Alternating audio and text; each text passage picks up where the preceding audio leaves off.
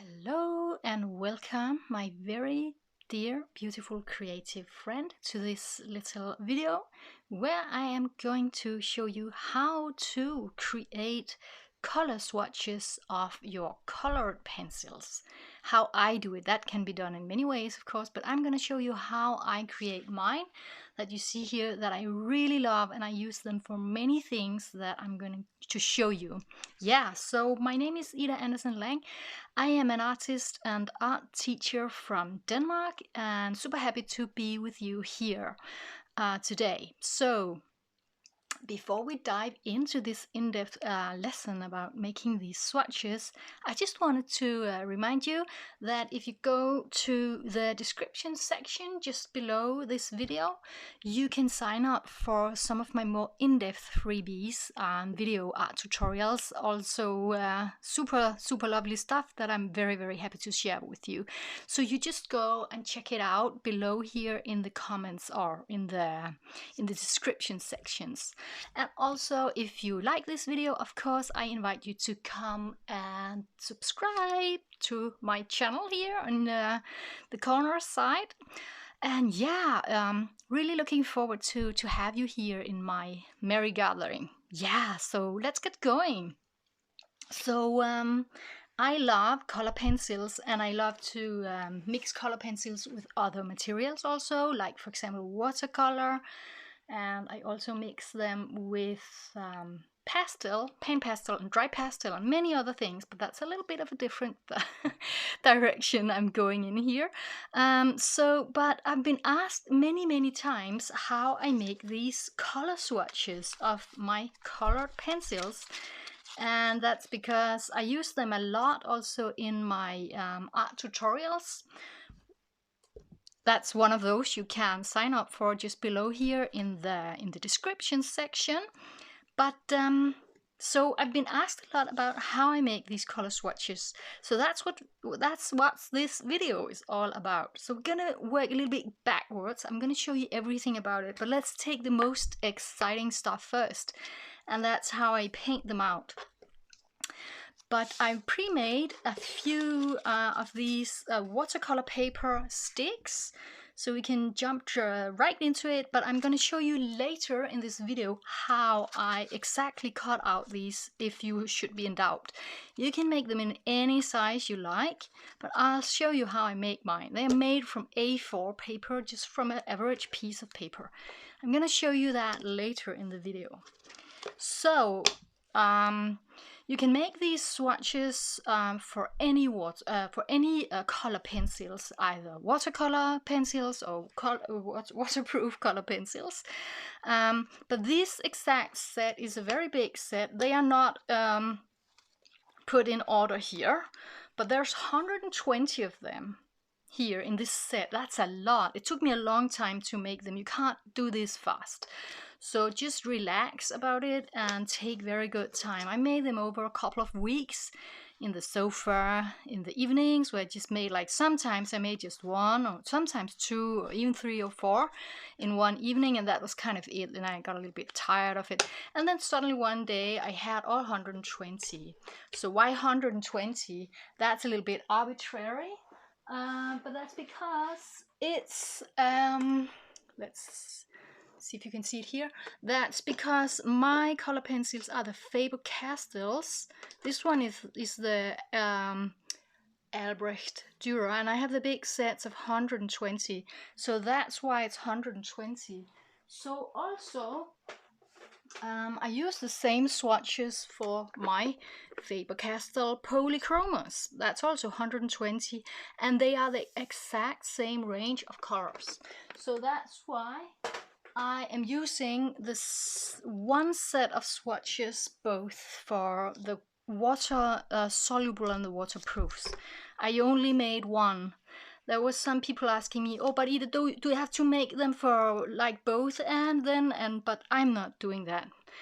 I have made these from the water solubles, and then I use them for both. But let's get a little bit into how to exactly make them, to paint them out, and then I'm gonna go a little bit back to what I use them for, and also how I how I cut out the strips, just to show you if you should be in doubt. I'll also talk a little bit how what I'm writing on them and why. And yes, there's a little bit of this and that to cover. I'll try to see if I can get to remember everything. But let's get going with this. So let's pick one color to start with. I think I'll take a color that has some, you know, that's not too pale, so it's easy for you to see what's going on. Maybe we should try this one. That's called the crimson or carmosine. It's here in different languages. It's the number 135. 34, and it's, like I showed you, it's the Faber-Castell Albrecht Dürer. That means it's a water-soluble color pencil, and you can always recognize that by that little watercolor brush sign here. Hope you can see it. That means it's a water-soluble color pencil. Okay, but let's take one of these, and I'll show you later how I make them. And you can just paint, you can just of course draw directly out on your table, but I don't like that. I like to have my table a little bit clean, so just put something underneath. I was just looking what I have here, what I thought maybe this would be good. A little post-it note, could be anything. That's just what I had. And let's see, let's put it in the middle of the screen here, like that. And then first step for me, I'm just explaining how I do it. I'm sure if you start to do this, you'll find your own way too.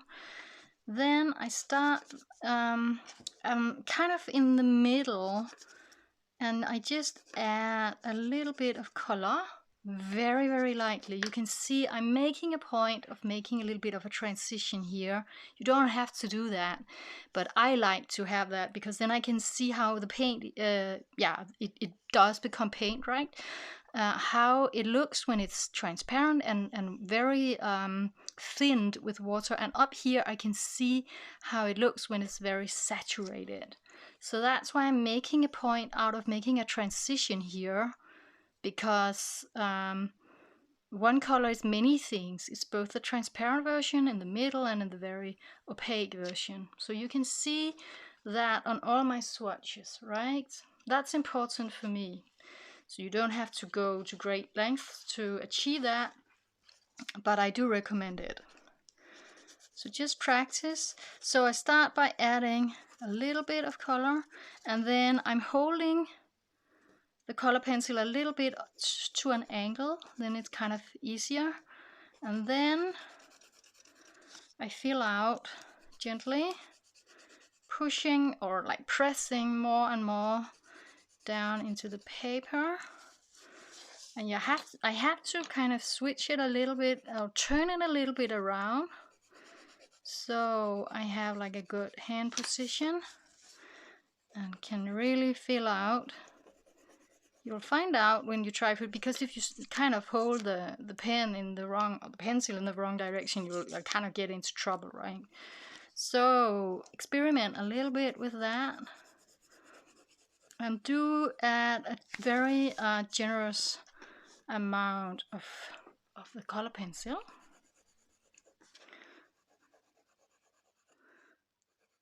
So that's step one. Step one is making the swatches, right? The paper sticks. But we will get back to that. So let's just take proper time to do that, because then you get a really nice swatch.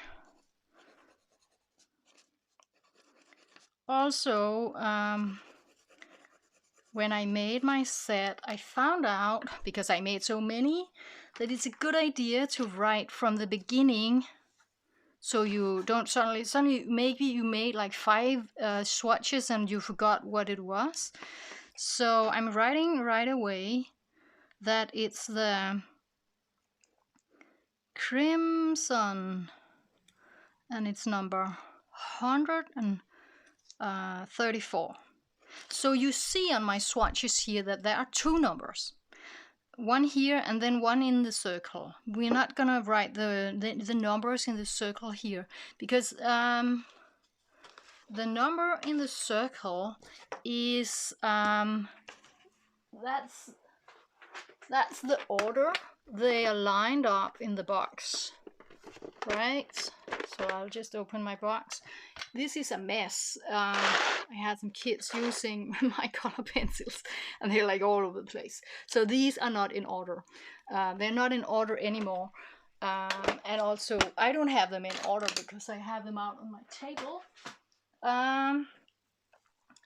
But the numbers I have here is the number, the order they are in the box. So I could theoretically put them back in numerical order. But here they're just all over the place because I use them for making color compositions. I'm going to show you that also later in the video. So we're just going to write what's the number of the color pencil. That's it. So let's get into the nitty-gritty stuff with activating with water.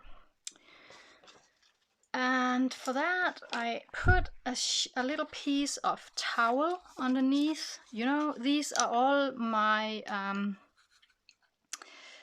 tips from back when I made the 120 swatches. I found out a lot of small tricks to make it easier. And well, you can use any kind of brush for this. It's good with a brush that has a little bit of size because it's good to have some water. I think I'll take this one. It's a number 6 because then I don't have to dip in the water twice or 3 times. It's good if you can just make it in one swipe. So some water, and then we need to get going here. Then I start from the bottom. And if you feel anxious about this, you just make some tests, right? I made 120 of these, so I kind of have a little bit of experience with it. That's why. Okay, so I start from the downside here, and then I move upwards pretty fast, and then nothing more. That's it. Don't touch it again. And then it's kind of it. And some of them will be a little bit grainy and some not, but that really doesn't matter. I mean, that's super pretty, right? So that's one. Let's make just one more. We'll make one more. Let's see. Let's try this one. The Cobalt Turquoise 154. So I'll write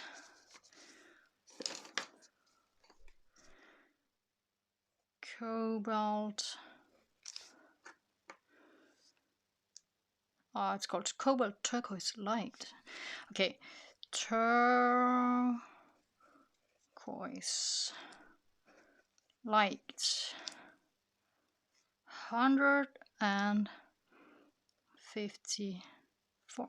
You'll also note as you go that some of them has very long names. This was a very long name, and some has short names, so it's good to start a little bit higher up so you have some space. And remember to put the numerical order also in if you want that, and if you're making a swatch set of a box. That's good to do from the beginning. And yeah, let's make one more, and then I'll talk a little bit about the other aspects, how I make the swatches, how I cut them out. That can be good to hear some tips about too.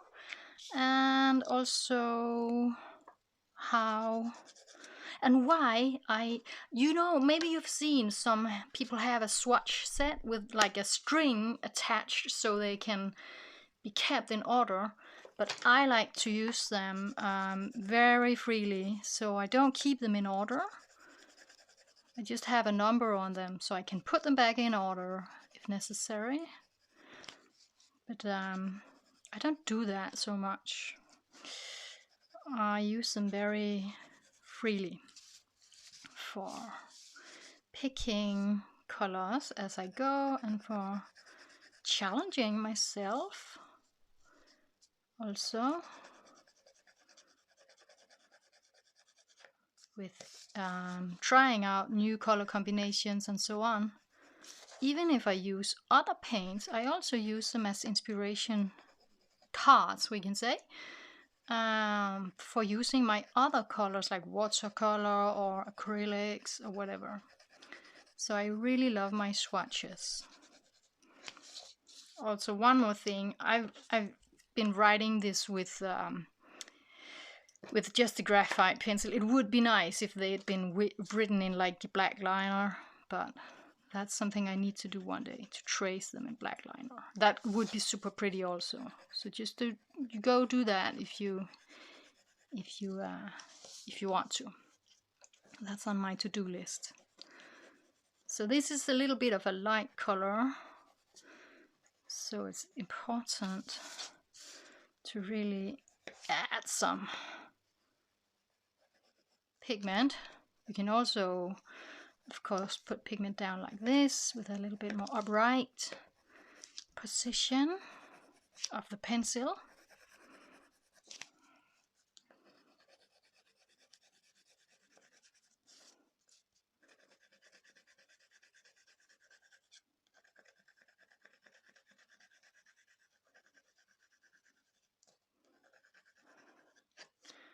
Let's see, I think it's good to go. And also, I'm not gonna do it now, but it's important as you do this that you switch, you shift your water. This water is already a little bit purple. So that's of course gonna affect the next one you make. So it's good, for example, to make a set of blue and then blue, the different, blue colors, and then maybe the yellows and the reds, so they don't get mixed up too much. But you can see that right away if the water gets too like contaminated with the color. Okay, let's make one more. Same procedure, a good amount of water, and then I start down here, and then I gently sweep over it. Whoops, that's it. Very easy. And it doesn't matter whether it gets like perfect or not. It's more like that when the color is activated with water, you can really see it. If I haven't done that, but if you like to also be able to see how it looks when it's not dissolved, you can just add some more, right? You can maybe add a little belt down here to see how it looks when it's not activated, because you use the swatch both for the soluble and the non-soluble. But I don't do that, but you can do that, and you can also add a little line work, so you have a swatch like that mirrors different uses of the color pencil. Can tone that out a little bit also. So there are many ways you can be creative with this and make your own style of swatch. Yeah, so that's kind of it. Nice. So you can do that with all your color pencils, and if you have more different brands, it would also be a good idea to write the brand name so you don't mix it up. And yeah, well, okay, so let's move a little bit into how to cut out the swatches. And remember that if you like my videos here, you can click on some of the links down here in the description and go and access one of my more in-depth tutorials where I paint a painting with you and probably gonna be several hours of painting for you to join with me. So that I invite you to do, and also of course subscribe down in the corner if you want to have the updates from me, and be sure to get everything.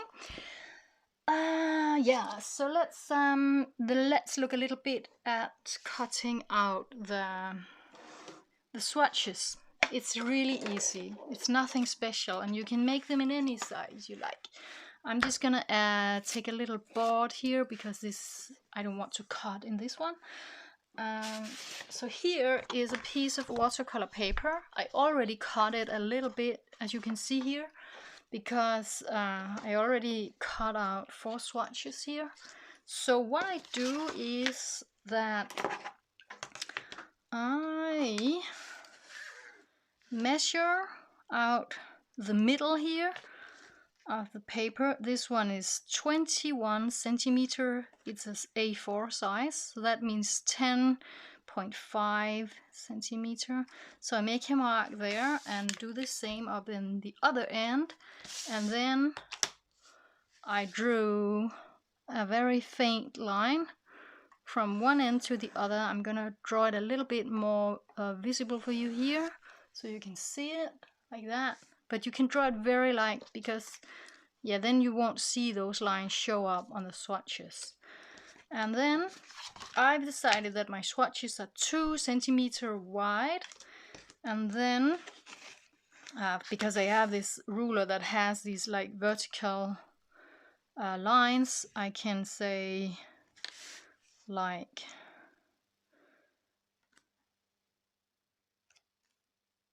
2 and 2 centimeters, and then 2, and so on and so on. If you don't have that, you can get these. I heard that these are available in shops that sell things for sewing, also for quilting, as far as I remember. You use this when you make quilts, you know, quilting. So it should be available in the context to that. I bought this many years ago in an architect shop for architects, with different like rulers and compasses and all that kind of things. But it should be available in shops with stuff for sewing also, especially quilting, as far as I remember.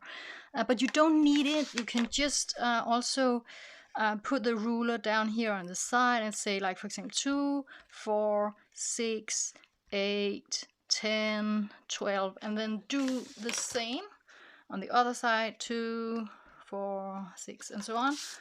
And then you can easily drag a line from the one side to the other, like that. And from there, it's just cutting them out. And there's no like fixed rules for that. I just take a ruler and a hobby knife. It's good to have a sharp knife. I can give you a few tricks about cutting. I do have some knowledge about cutting, because my grandfather was a bookbinder actually, and he did teach me some stuff about cutting paper.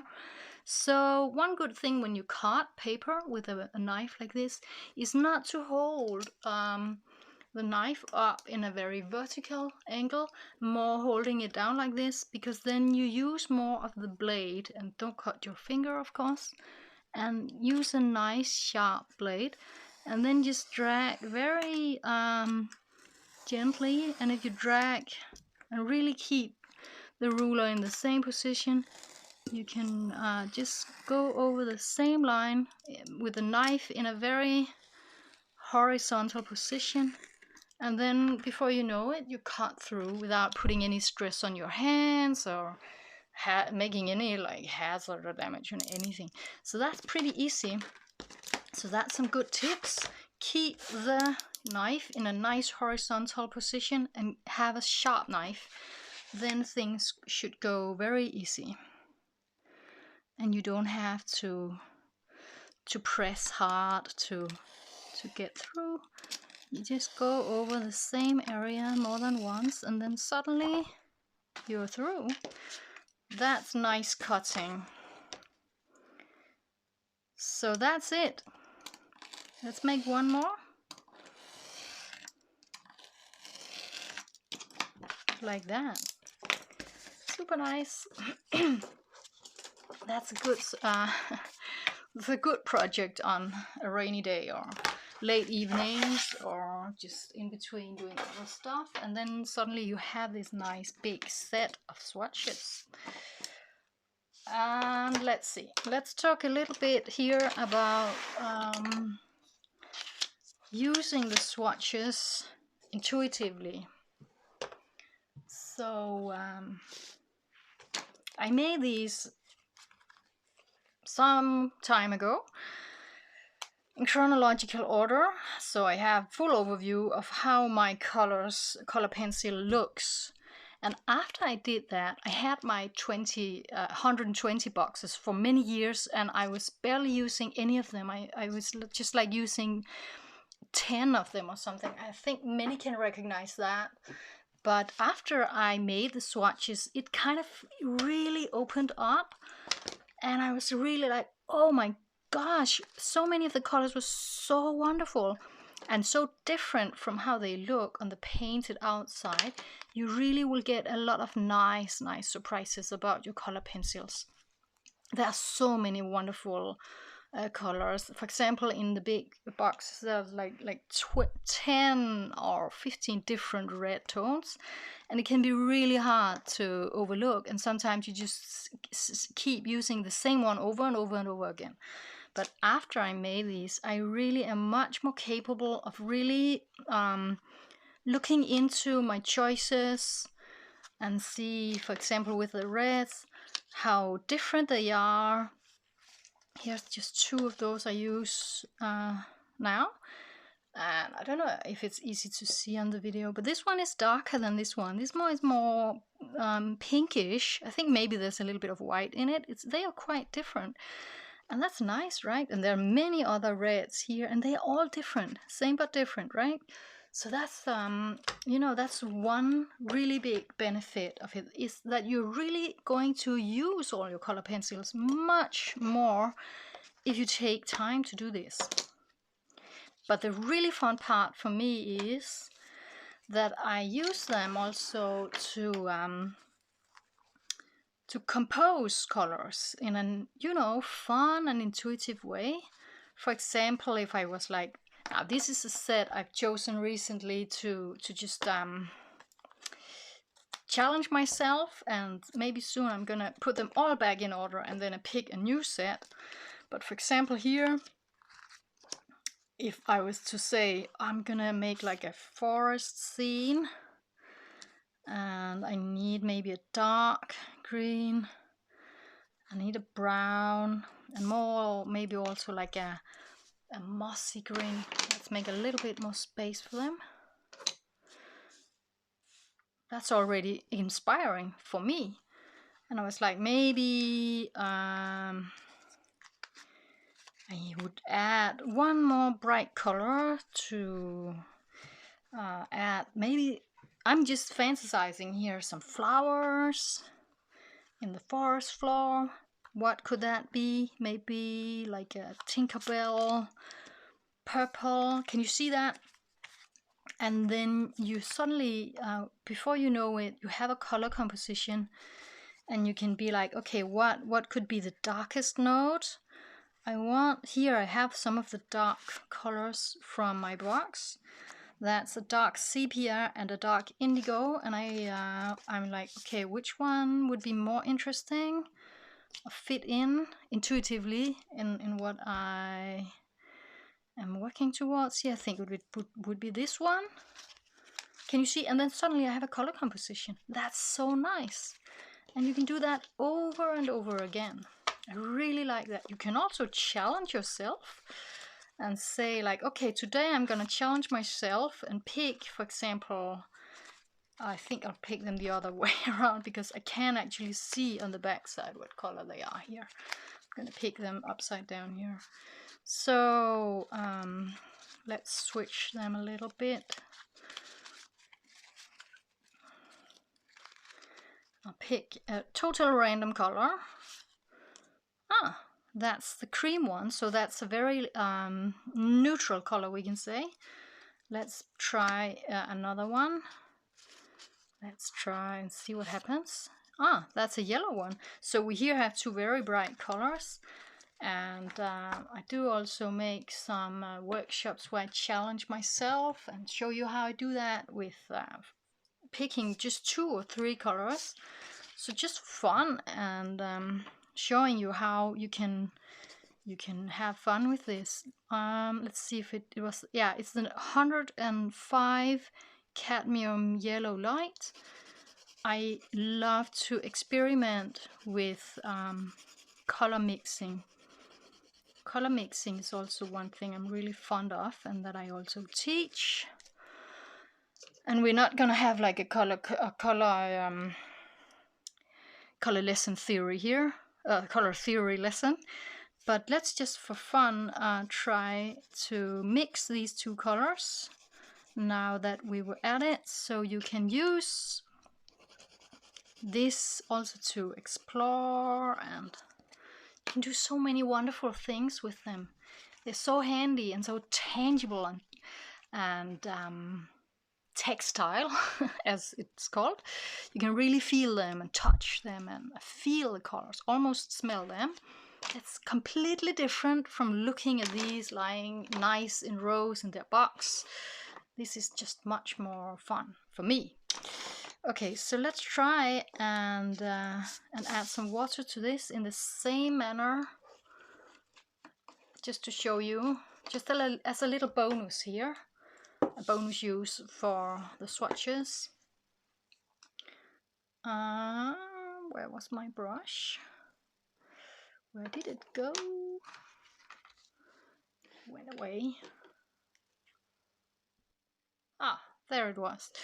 Okay, so I do just the same as I did here. I start in the one end and just loosely playing with it. You can also start in the middle, but usually I would start in the end with the lightest color, if there is one, and then just